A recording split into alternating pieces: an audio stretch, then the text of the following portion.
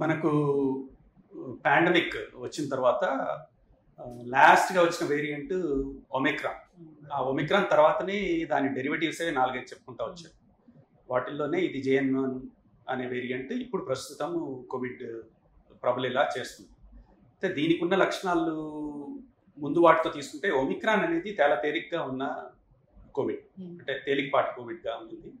దాని డెరివేటివే కాబట్టి ఇది కూడా కొద్దిగా తేలిగ్గానే ఉండాలనేది. కాకపోతే ఈ సీజనల్గా వచ్చేటప్పుడు ఈ మ్యూటేషన్స్, ఏదైనా మ్యూటేషన్స్, జెనెటిక్ మార్పులు కానీ జరిగి, జన్యుపరమైన మార్పులు జరిగి ఏదైనా దాని తీవ్రత పెరిగే అవకాశం ఉంటుందా అనే దాంట్లోనే మనకు కొద్దిపాటి భయం అనేది ఉంటుంది. ఇప్పుడు సింగపూర్లోను, తాయివాన్ అక్కడ మనం చూసింది ఏంటంటే యూజువల్గా ట్రాన్స్మిసబిలిటీ చాలా ఎక్కువగా ఉంది. ట్రాన్స్మిసబిలిటీ అంటే ఒకరి నుంచి ఇంకొకరికి అంటుకోవడం అనేది త్వరగా జరుగుతూ వస్తుంది.